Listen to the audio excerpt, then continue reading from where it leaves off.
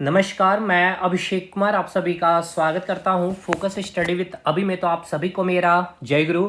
तो computer chapter में हम लोग चैप्टर नंबर 9 डिस्कशन कर रहे थे कंप्यूटर सॉफ्टवेयर पे, ठीक है ना। तो क्लास नंबर 1 आपने अच्छे से कंप्लीट कर लिया होगा, जिसमें हमने क्या कवर किया था आपका। सबसे पहले हमने ये समझा कि सॉफ्टवेयर कहते किसे हैं। तो हमने ये जाना कि कलेक्शन ऑफ प्रोग्राम यानी कि प्रोग्राम के समूह को ही सॉफ्टवेयर कहा जाता। तो फिर हमने प्रोग्रामिंग को समझा, प्रोग्राम में बहुत सारी चीज़ों को देखा, कोडिंग क्या होता है। फिर टाइप्स ऑफ सॉफ्टवेयर के ऊपर हमने बात की थी कि यानी कि दो प्रकार के क्या होते हैं सॉफ्टवेयर होता है। एक तो आपका एप्लीकेशन सॉफ्टवेयर कहते हैं जिसे, और दूसरा आपका सिस्टम सॉफ्टवेयर। फिर सिस्टम सॉफ्टवेयर में हमने आपको क्या बतलाया था कि सबसे पहले आप ऑपरेटिंग सिस्टम के बारे में पढ़ते हैं, दूसरा आपका बेसिक इनपुट आउटपुट सिस्टम के बारे में आपको पढ़ना होता है। तो इसको हम लोगों ने अच्छे से बहुत ही डिटेल में चीज़ों को ख़त्म किया। फिर तीसरे नंबर पे आपका लोडर होता है। तो लोडर के बारे भी हमने जाना कि लोडर का काम क्या है और आखिर क्यों इसे सिस्टम सॉफ्टवेयर कहा जाता है। देन आज हम लोगों का टारगेट है ट्रांसलेटर को पूरा कंप्लीट करना एंड देन लिंकर को कंप्लीट करना। देखिए, ट्रांसलेटर में ही हम लोग पढ़ेंगे कंपाइलर के बारे में, इंटरप्रेटर के बारे में और असेंबलर के बारे में। पूरी डिटेल क्लास आज आपकी ये होगी। होप शो ये आपके यूट्यूब पर भी ये वीडियो जाएगी। तो भाई यूट्यूब पे जो लोग भी देख रहे होंगे इस वीडियो पे, तो अगर आपको लगता है कि कंप्यूटर में कहीं भी आपको एक सिंगल भी डाउट है, क्योंकि हमने बताया कि कंप्यूटर में हम लोग टोटल 12 चैप्टर पढ़ेंगे। देखिए है तो 11 चैप्टर ही, एक आपका मिसलेनियस चैप्टर है। तो इस 11 में हम लोगों ने 8 चैप्टर कंप्लीट कर लिए हैं। ये हम लोगों का 9th चैप्टर चल रहा है। 10th में हम लोग मेमोरी बहुत ही ईजी और छोटा पार्ट होगा, और देन हम लोग 11 में MS ऑफिस, यानी पूरा अगस्त हम लोगों का स्टार्टिंग ही होगा MS ऑफिस से। 15 दिन तक में आराम से ये बस एक चैप्टर खत्म करना है आपको, आराम से। इसलिए क्योंकि हम लोगों ने अभी तक सारे के सारे चैप्टर को ना केवल कंप्लीट किया बल्कि रिवीजन के साथ चीज़ों को कंप्लीट किया, क्योंकि आपको यहाँ कुछ भी चीज़ें लिखनी नहीं पड़ी है। दूसरी बात, अगर आपको कंप्यूटर में 20 आउट ऑफ 20 करना है तो देखिए, सबसे पहले ये नहीं कि आपको यहाँ कोर्स में इनरोलमेंट के लिए मैं बातें कर रहा हूँ, कि आपको कंसेप्ट पे काम करना ही पड़ेगा। अदरवाइज ये 20 में 20 आपका स्कोर नहीं हो सकता है, क्योंकि 4 से 5 ऐसे सवाल होंगे जो आपके ना तो किसी भी किताब में मिलेंगे और ना ही किसी भी PDF फॉर्मेट में कहीं भी चीजें मिलेगी। वो आपका कंसेप्चुअल क्वेश्चन बनेगा, ठीक है। तो इसीलिए कह रहे हैं कि कंसेप्ट पे काम करना है, साथ के साथ नोट्स तो आपके पास होना ही चाहिए। तो नोट्स आपको कहीं से भी कुछ चीजें नहीं करनी है। और इसके साथ सबसे इंपॉर्टेंट बात की प्रैक्टिस। तो देखिए प्रैक्टिस क्या करेंगे, तो PYQ यानी कि प्रीवियस ईयर के क्वेश्चन। अब ये प्रीवियस ईयर के क्वेश्चन कहाँ से होने चाहिए, तो जो आपके SSC में अभी पूछे गए हैं सारे अच्छे अच्छे सवाल, जो मेंस के क्वालिफाइंग पेपर बनाया गया कंप्यूटर को, तो वो सवाल आपको लगाने हैं। बहुत स्टैंडर्ड सवाल और रिपीटेड सवाल यहाँ से आपके निकल जाएंगे। अब इसके लिए भी हमने आपको 5 टेस्ट सीरीज बनाए हैं, जो आपको इसी कोर्स में, यानी कंप्यूटर का ही कोर्स अगर आपने केवल लिया तो उसमें हमने 5 टेस्ट सीरीज प्रोवाइड किया है। 5 दूनी 10 यानी कि 100 सारे के सारे सवाल PYQ डाल दिए। साथ के साथ चैप्टर में भी हमने कुछ कुछ चैप्टर में MCQ करवा दिए हैं। और अगर आपने कैप्सूल सीरीज, क्योंकि सबसे बेस्ट ही है आपका कैप्सूल सीरीज 2.0 लेना, क्योंकि इसमें आपका साइंस ही नहीं बल्कि GK बल्कि कंप्यूटर, ये तीनों कंप्लीट कराया जा रहा है। इन द सेंस कि हो चुका है, और आपको यहाँ पर फुल लेंथ टेस्ट भी आपको प्रोवाइड की गई है।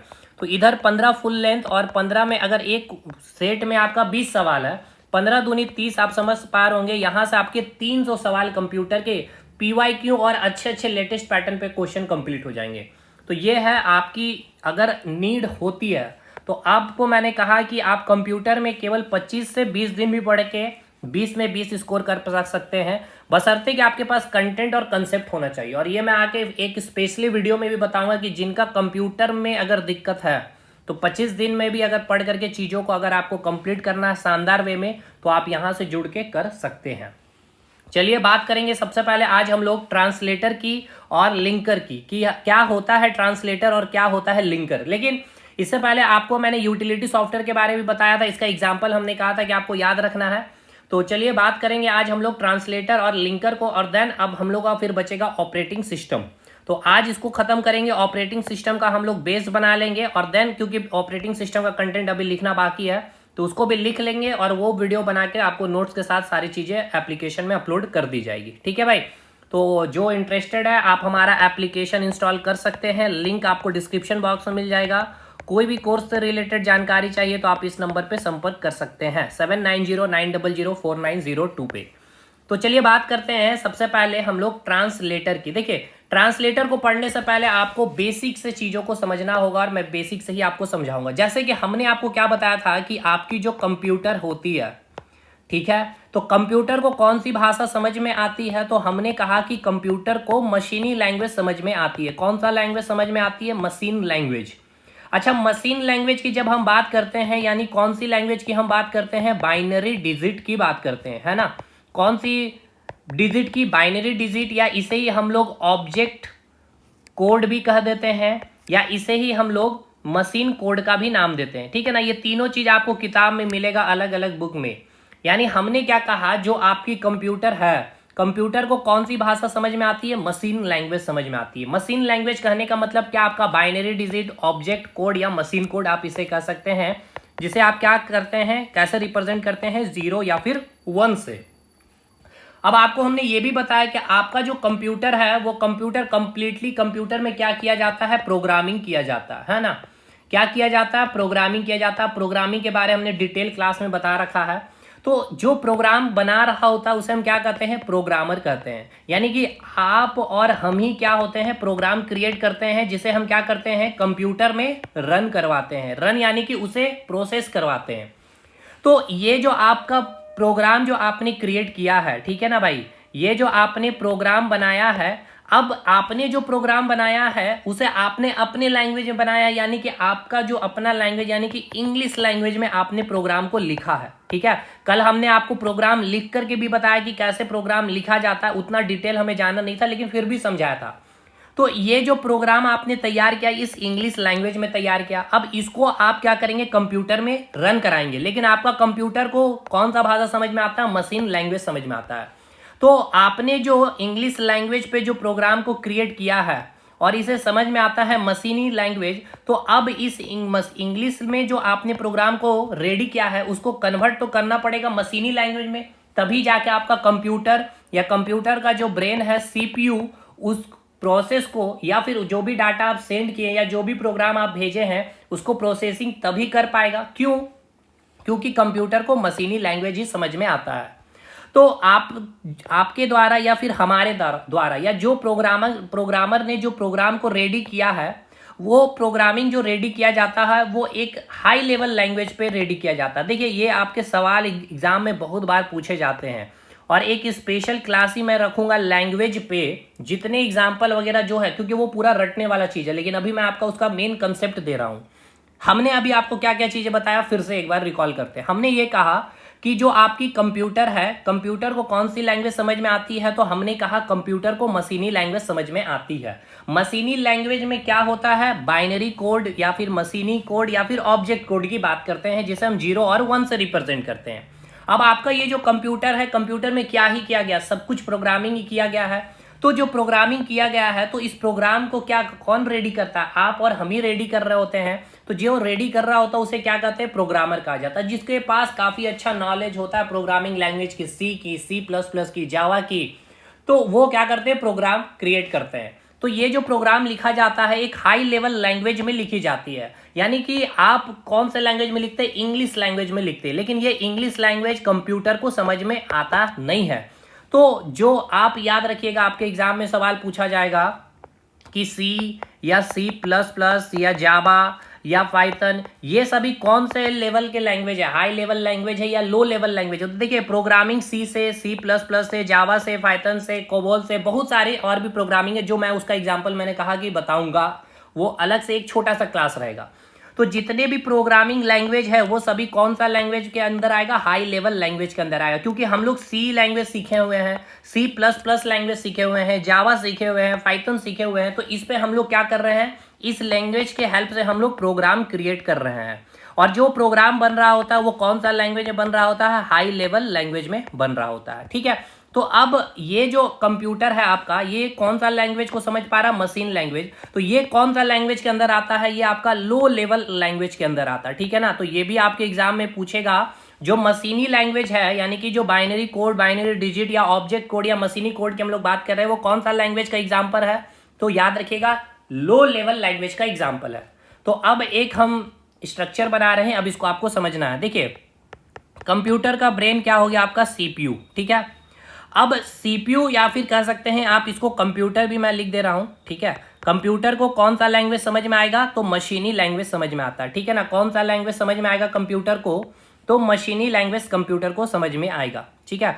तो मशीनी लैंग्वेज समझ में आने का मतलब क्या होगा, यहाँ पर मशीनी कोड होगा, ठीक है ना, मशीन कोड होगा या बाइनरी कोड इसको लिख सकते हैं, या फिर आप इसे क्या लिख सकते हैं, ऑब्जेक्ट कोड भी लिख सकते हैं, ठीक है। ये क्या हो गया आपका मशीनी लैंग्वेज हो गया, ठीक है ना। ये क्या हो गया, ये मशीन लैंग्वेज हो गया, मशीन लैंग्वेज हो गया। अब हम और आप, यानी कि जो आप और हम है, यानी जो प्रोग्रामर है, जिसे क्या कहते हैं हम लोग, यूजर कहते हैं। अब बताइए क्या आप इस मशीन लैंग्वेज को समझ पाइएगा, हम और आप इस मशीन लैंग्वेज को समझ सकते हैं, मशीनी कोड या बाइनरी कोड या ऑब्जेक्ट कोड 0-1 को नहीं समझ पाते हैं, नहीं समझ सकते। इसीलिए क्या किया गया, फर्दर इस भाषा को सरल किया गया, यानी कि एक और लैंग्वेज बनाया गया जिसे हम लोग कहते हैं असेंबली लैंग्वेज, ठीक है ना। इसे हम लोग क्या नाम देते हैं, असेंबली लैंग्वेज का नाम देते हैं।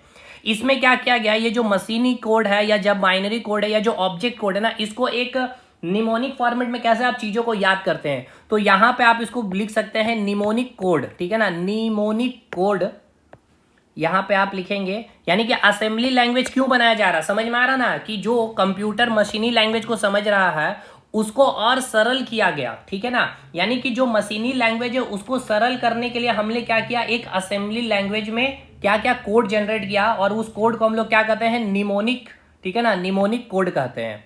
क्या कहते हैं हम लोग, निमोनिक कोड कहते हैं। हमने क्या कहा कि जो आपकी कंप्यूटर और जो सीपीयू है उसको 0-1 यानी कि मशीनी लैंग्वेज ही समझ में आती है।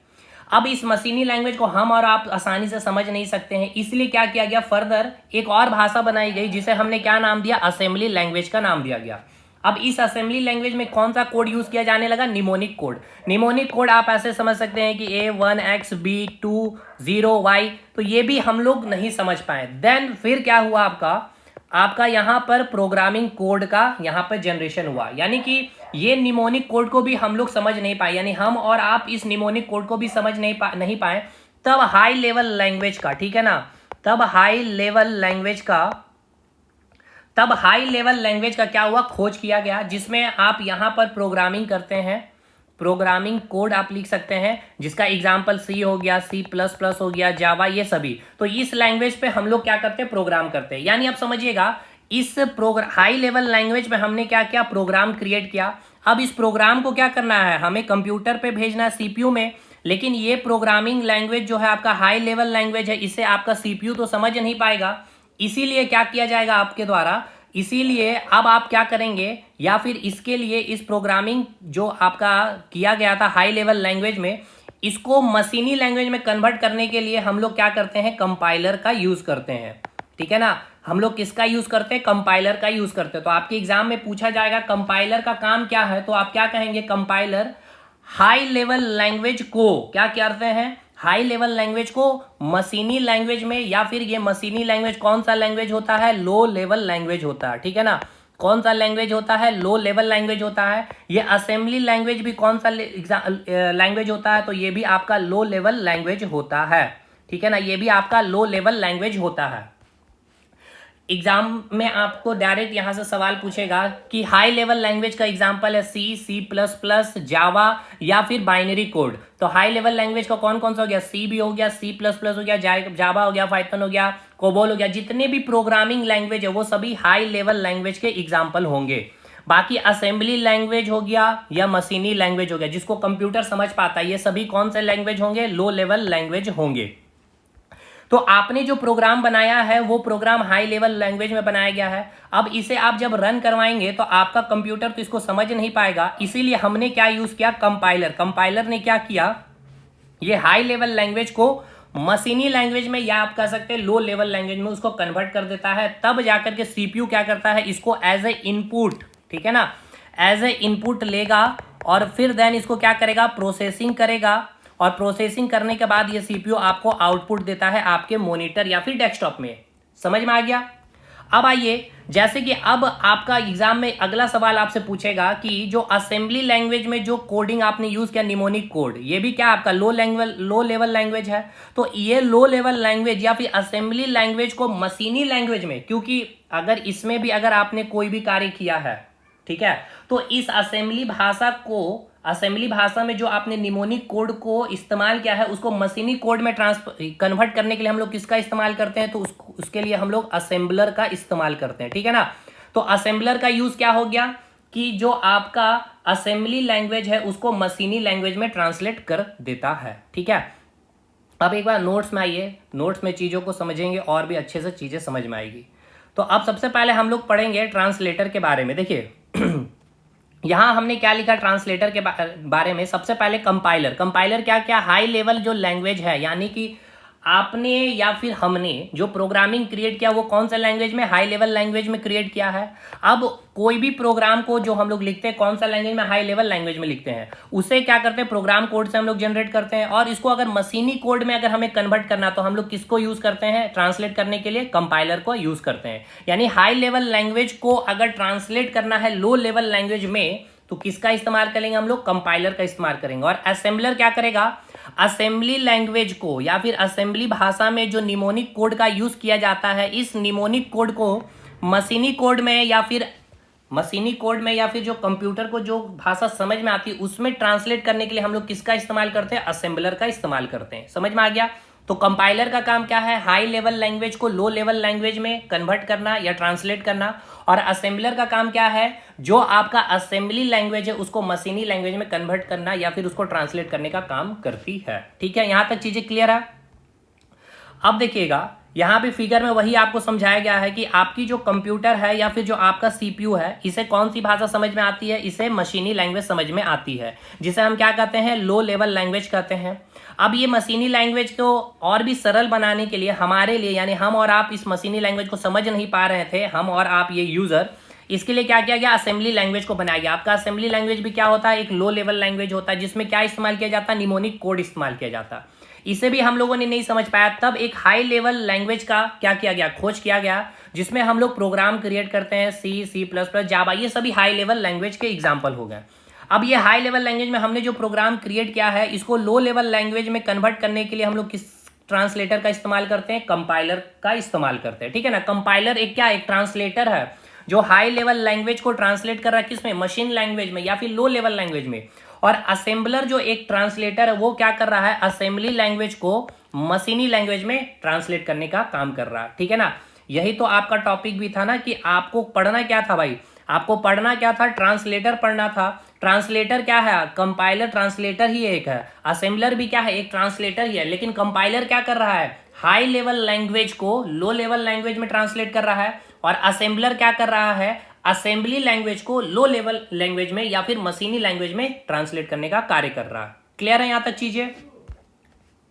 अभी आप फिगर देख सकते हैं, यहाँ भी फिगर में आपको दिखाया गया है कि आपका ये सीपीयू है, ठीक है, इसे कौन सी भाषा समझ में आती है, मशीनी लैंग्वेज भाषा समझ में आती है। अब मशीनी लैंग्वेज में क्या होता है, मशीनी कोड, ऑब्जेक्ट कोड या फिर आपका बाइनरी कोड का इस्तेमाल किया जाता है। अब इसके भी सरल बनाने के लिए हमने एक और भाषा की खोज की, असेंबली लैंग्वेज, जिसमें निमोनिक कोड का इस्तेमाल किया जाता है। अब ये असेंबली लैंग्वेज हो चाहे आपका मशीनी लैंग्वेज हो, ये दोनों किसके एग्जाम्पल होते हैं, लो लेवल। लो लेवल मतलब समझ रहे, लो ग्रेड के लैंग्वेज है जिसको आप और हम समझ नहीं पा रहे। इसीलिए एक हाई लेवल लैंग्वेज का खोज किया गया जिसमें हम लोगों ने प्रोग्राम लिखे, C++, जावा, ये सारे हाई लेवल लैंग्वेज के एग्जाम्पल होते हैं।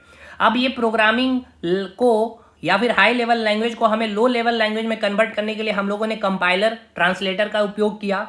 और ये जो आपका असेंबली लैंग्वेज को मशीनी लैंग्वेज में कन्वर्ट करने के लिए हम लोगों ने असेंबलर ट्रांसलेटर का इस्तेमाल किया। क्लियर है यहाँ तक चीजें। अब यहाँ पे हमने लिखा है, ये सारी चीजें लिखी हुई है कि जो मशीन लैंग्वेज है, यानी ये जो आपका मशीन लैंग्वेज है, और ये आपका असेंबली लैंग्वेज, यानी ये जो आपकी असेंबली लैंग्वेज है, ये क्या होता है, आपका लो लेवल लैंग्वेज होता है। और जो भी प्रोग्रामिंग आप कर रहे हैं, जो भी लैंग्वेज का यूज करके, चाहे C++, जावा, कोबोल, पाइथन, कोई भी, ये सभी हाई लेवल लैंग्वेज होती है। इसका एक छोटा सा वीडियो या नोट्स ही मैं अपलोड कर दूंगा, उससे आपका काम हो जाए, क्योंकि आपको पूरा कंसेप्ट यहां मैंने दे दिया है, ठीक है। अब इसके बाद आपका ट्रांसलेटर में क्या बच गया है, एक बच गया आपका इंटरप्रेटर। क्योंकि इंटरप्रेटर क्या होता है, आइए इसको समझते हैं। देखिए इंटरप्रेटर को समझने से पहले आपको समझना है प्रोग्राम के बारे में। हालांकि आपने प्रोग्राम को बहुत अच्छे से समझ रखा है।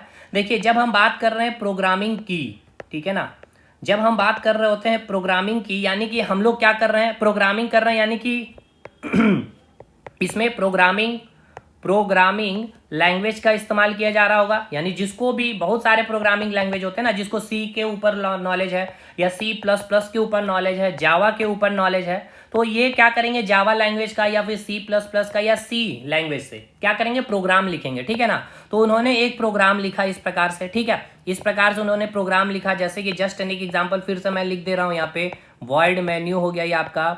उसके बाद यहाँ पे आपने कुछ इंस्ट्रक्शन दे दिया, इंटीजर a इक्वल्स टू 15 और b इक्वल्स टू 30, और देन यहाँ पे आपने लिखा c इक्वल्स टू a+b, और फिर यहाँ पे आपने प्रिंट कमांड दे दिया, ठीक है ना। तो ये आपके क्या हो गया, ये आपने प्रोग्राम को रेडी कर दिया, ठीक है।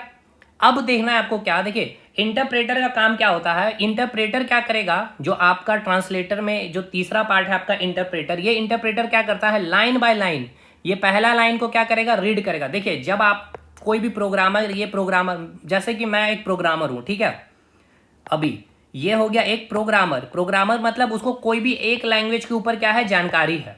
तो हमने सी लैंग्वेज के ऊपर जानकारी ली है, तो हमने एक प्रोग्राम लिख दिया है।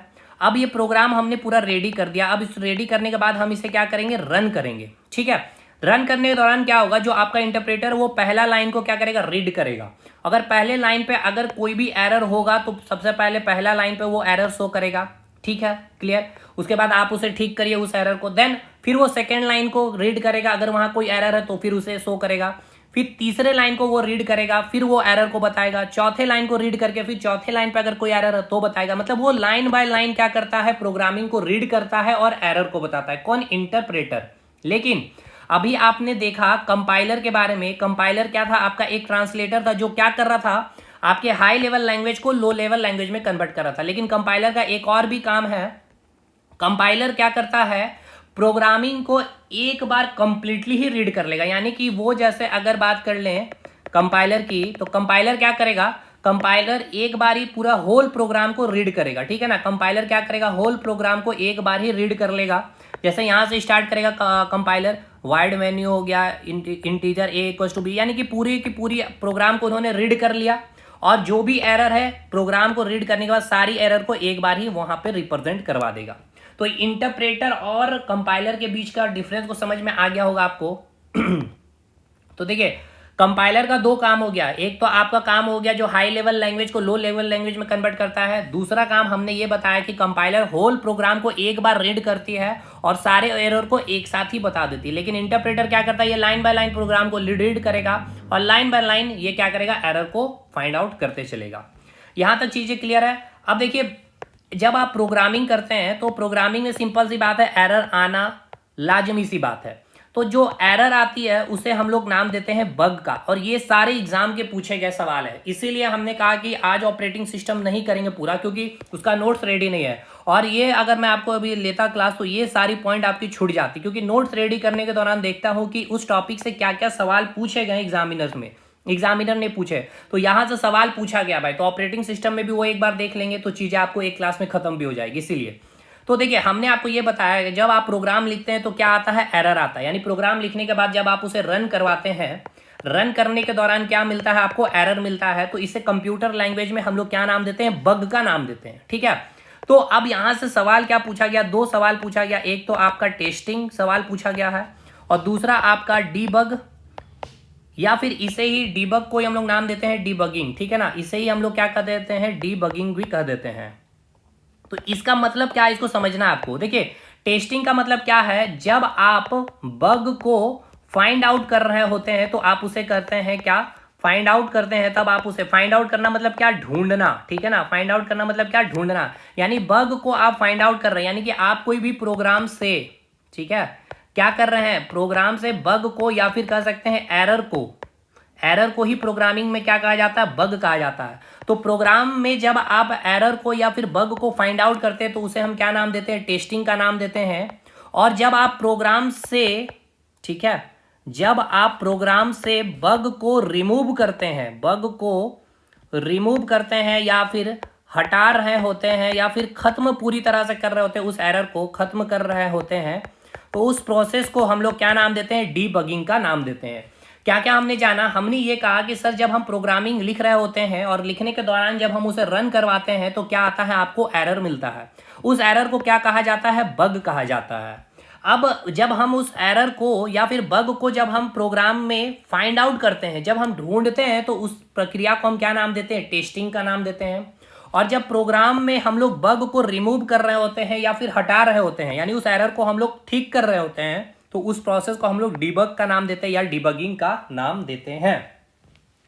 देखिए ये एग्जैक्ट आपका ये सारा सवाल आपका पूछा हुआ था, इसीलिए ये देखिए नोट्स को लिखने के दौरान ये सारी चीजें हमने लिखा है कि प्रोग्राम में जो भी एरर होता है उसको हम लोग बग का नाम देते हैं। बग को ढूंढना या फाइंड आउट करना प्रोग्राम में, इसे ही टेस्टिंग कहते हैं। प्रोग्राम से बग को खत्म करना या रिमूव करना ही क्या कहलाता है? डीबगिंग या फिर डीबग का नाम देते हैं हम इसे। ठीक है, हो गया। अब अगला जो आपका सॉफ्टवेयर है, सिस्टम सॉफ्टवेयर, जिसका एग्जांपल हम लोग देखे थे लिंकर। और देखिए यहाँ ये लिंकर से पहले आपको हम लोगों ने क्या क्या चीज़ें कवर कर ली हैं। तो देखिए हम लोगों ने बायोस कंप्लीट कर लिया, लोडर कंप्लीट कर लिया, ट्रांसलेटर कंप्लीट कर लिया और लिंकर अब हम लोग कंप्लीट करेंगे।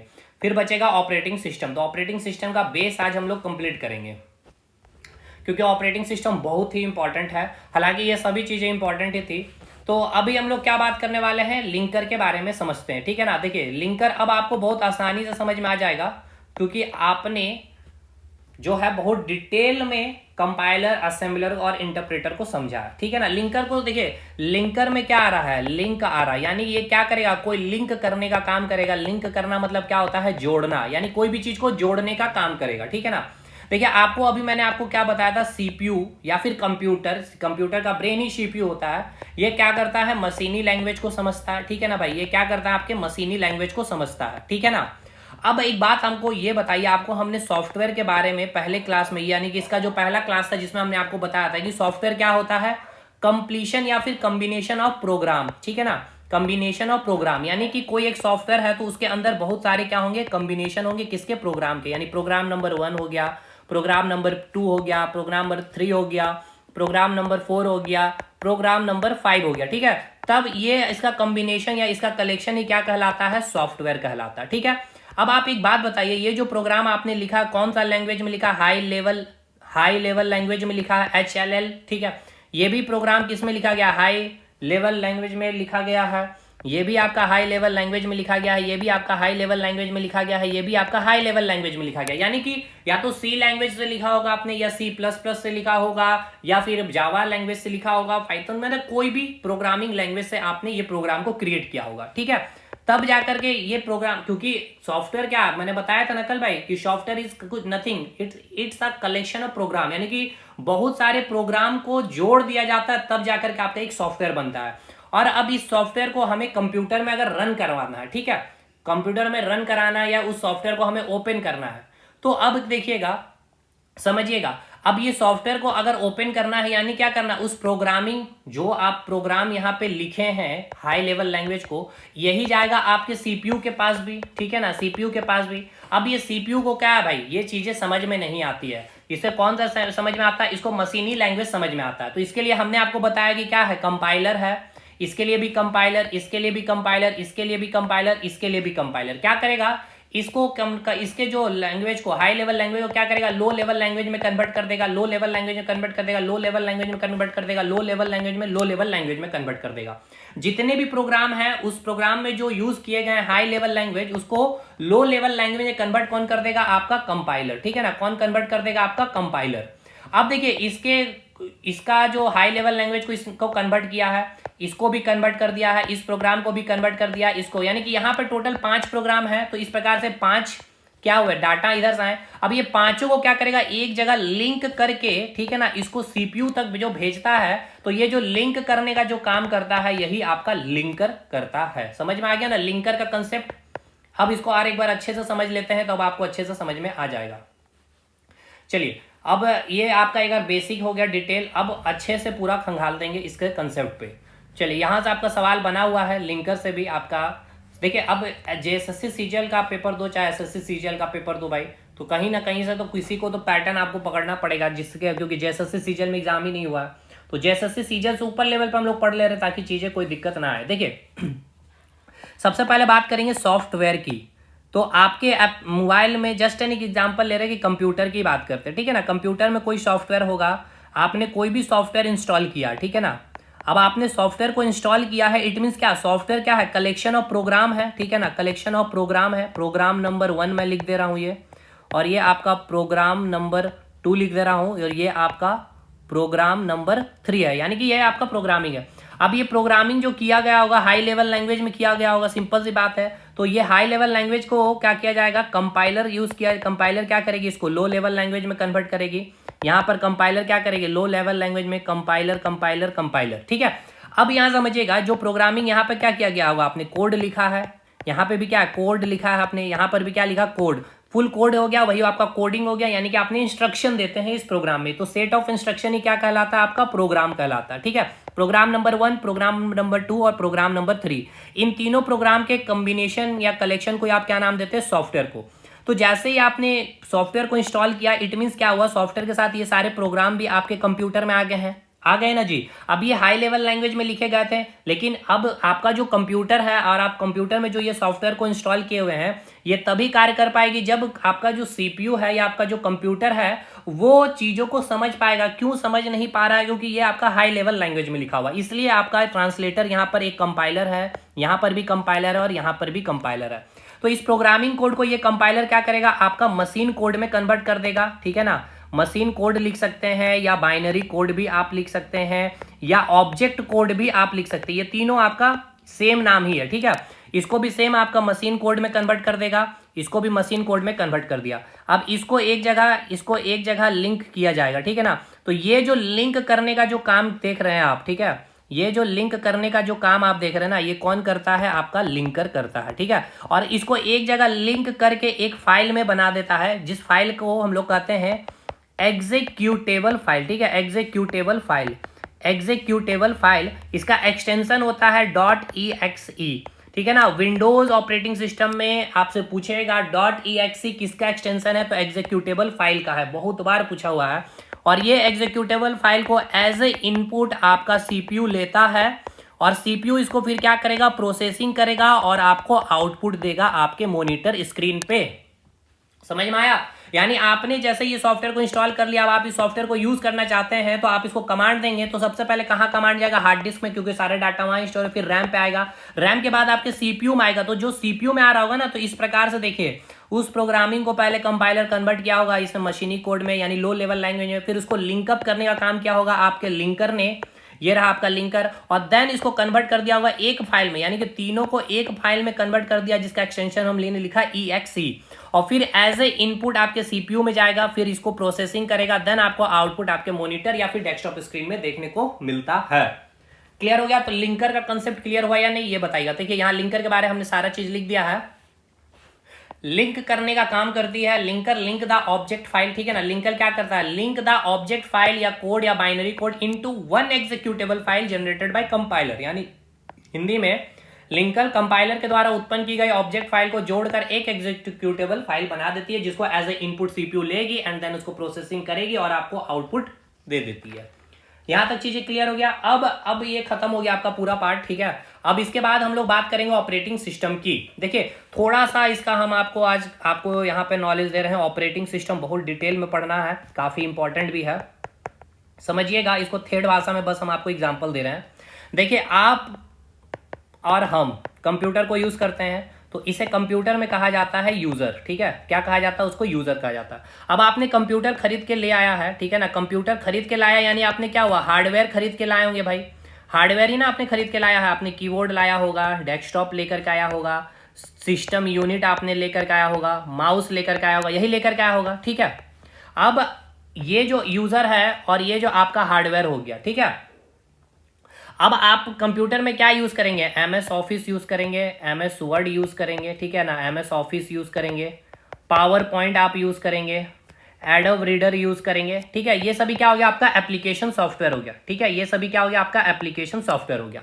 अब एक बात बताइए कि आप ये जो हो गए यूजर, ठीक है, आप हो गए यूजर, और कंप्यूटर आपने खरीद के लिया है hardware, keyboard, desktop, system unit, cabinet unit, और आपको यूज एक्चुअली कंप्यूटर में करना था MS word, VLC media player, movie use देखने के लिए यूज करना था, और MS office power point use करना था, टैली यूज करना था, बिजनेस अकाउंटिंग से रिलेटेड काम करना था, यानी कि एप्लीकेशन सॉफ्टवेयर को यूज करना था। तो क्या आप यूज कर पाएंगे? नहीं, क्योंकि आपके पास अभी कोई एक ग्राउंड नहीं मिला। मतलब मैच खेलने के लिए जो एक ग्राउंड चाहिए ना, समझिएगा, मैच खेलने के लिए जो आपको एक ग्राउंड चाहिए, ये ग्राउंड नहीं है। ये ग्राउंड मैं क्यों कर रहा हूं? क्योंकि इसी ग्राउंड में ये आपका एप्लीकेशन सॉफ्टवेयर काम करेगा, यानी कि यहां पर वो सारी की सारी चीजें रन करेगी जिसको आप उसको क्या करेंगे, यूज कर पाएंगे। और ये आपका हार्डवेयर को, और ये आपका हार्डवेयर भी प्रॉपर वे से कंप्यूटर में कनेक्ट है या नहीं, और ये जो ग्राउंड देने का काम कौन करता है? आपका यही ऑपरेटिंग सिस्टम का देता है। यानी कि एक समझिए मंच सबसे अच्छा शुद्ध यहाँ पर शब्द होगा, मंच या प्लेटफॉर्म कर सकते हैं कि जो यूजर को और कंप्यूटर के हार्डवेयर को, ठीक है ना, दोनों को कनेक्ट करने का जो काम करता है आपका ये ऑपरेटिंग सिस्टम ही करता है। ठीक है, समझ में आया आपको? हमने क्या बोला ऑपरेटिंग सिस्टम? देखिए बेस पूरा समझा दे रहे, कल इतना हम डिटेल नहीं करेंगे ऑपरेटिंग सिस्टम के, ऑपरेटिंग सिस्टम से आगे बढ़ेंगे। एकदम सीरियसली समझिए, ऑपरेटिंग सिस्टम मतलब क्या हो गया? आपने जो कंप्यूटर को खरीद करके लाया है भाई, ठीक है ना, आपने जो कंप्यूटर को खरीद के ले आया है, डब्बे को ले आया, अभी तक तो वो डब्बा है क्योंकि आपने उस कंप्यूटर में ऑपरेटिंग सिस्टम नहीं इंस्टॉल किया। जैसे कि Windows operating system, Unix operating system, Linux हो गया, डॉस हो गया, ये सभी क्या ऑपरेटिंग सिस्टम है। तो ये ऑपरेटिंग सिस्टम क्या करता है? आपको और जो हार्डवेयर है उसके बीच एक रिलेशनशिप स्टैब्लिशमेंट करने का, एक इंटरमीडिएटरी का काम करता है। और इसी मंच पे या इसी ग्राउंड में या इसी प्लेटफॉर्म पे जो आपका एप्लीकेशन सॉफ्टवेयर है आप उसको यूज कर पाते हैं। अब आप इसको यूज कर पा रहे हैं तभी तो आपका और कंप्यूटर के बीच में एक रिलेशन बन पाया है। अरे आपका और कंप्यूटर के बीच में रिलेशन क्यों बनता है? आप कंप्यूटर को क्यों करते हैं? या तो इंटरनेट यूज करने के लिए, MS वर्ड को काम करना है, कुछ पावर पॉइंट टैली का काम करना, कोई मूवीज देखना, यही करना है ना। तो आपका यानी, और हार्डवेयर, जब तक हार्डवेयर प्रॉपर वे में काम नहीं करेगा, सिस्टम यूनिट काम नहीं करेगा, CPU काम नहीं करेगा, माउस काम नहीं करेगा, कीबोर्ड काम नहीं करेगा, तो क्या यूज कर पाइएगा कंप्यूटर? नहीं। यानी कि हार्डवेयर और आपके बीच में जो रिलेशन बनता है स्टैब्लिशमेंट करने का, जो इंटरमीडिएटर जो होता है, वो ऑपरेटिंग सिस्टम है। जिस प्रकार शादी दो लोगों के बीच में होती है तो उसके बीच में एक अगुआ यानी इंटरमीडिएटर होता है, उसी प्रकार ये ऑपरेटिंग सिस्टम भी है जो आपको एक मंच दे दिया, उस इंटरमीडिएट ने आपको एक रिश्ता ला के दे दिया, आप दोनों को अब आप लोग फरियाइए। तो जो भी चीज आपको एप्लीकेशन सॉफ्टवेयर यानी जो भी सवाल आपको पूछना है तो वो सारे चीजों के लिए आपको एक मंच दे दिया गया है ये ऑपरेटिंग सिस्टम के द्वारा। तो ऑपरेटिंग सिस्टम के एग्जाम्पल बहुत सारे हैं, आप कुछ भी लिख सकते हैं, जैसे कि विंडोज ऑपरेटिंग सिस्टम हो गया, यूनिक्स हो गया, लिनक्स हो गया, एप्पल में आप देखे होंगे मैक, ठीक है ना, मशीनटॉस हो गया, iOS में आपका यूज किया जाता है, और भी बहुत सारे हैं। अगर मोबाइल में बात किया जाए तो आपका एंड्रॉयड वर्जन हो गया। ये सभी ऑपरेटिंग सिस्टम के एग्जाम्पल हो गए। ठीक है, ये सभी एग्जाम्पल इतना आपको याद रखना है फिलहाल। और भी इसके बहुत सारे हैं, जैसे कि भारत का उबुंटू हो गया, अभी लेटेस्ट भारत का जो है माया ऑपरेटिंग सिस्टम हो गया। तो ये सभी हो गया, MS DOS हो गया आपका, ठीक है, ये भी आपका ऑपरेटिंग सिस्टम है। तो ये सभी नोट्स में आपको लिखा मिल जाएगा, तो ये आपको लिखना नहीं है। ठीक है, तो आई होप कि आपको अभी आज तक सॉफ्टवेयर का सेकंड क्लास भी अच्छे से समझ में आपको आ गया होगा। कोई भी कंसेप्ट में कहीं भी दिक्कत नहीं है। अब तीसरे क्लास में हम लोग मिलेंगे ऑपरेटिंग सिस्टम पे, ठीक है ना, क्योंकि अब ऑपरेटिंग सिस्टम ही मेन इसमें सॉफ्टवेयर में बचा हुआ खत्म करने के बाद। और मेन अब हम लोगों का मेन सब्जी सब कुछ खत्म ही है अब कंप्यूटर में। बाकी जो इंटरेस्टेड है हमारे साथ जुड़ सकते हैं। मिलते हैं हम लोग अगले वीडियो में, तब तक के लिए धन्यवाद।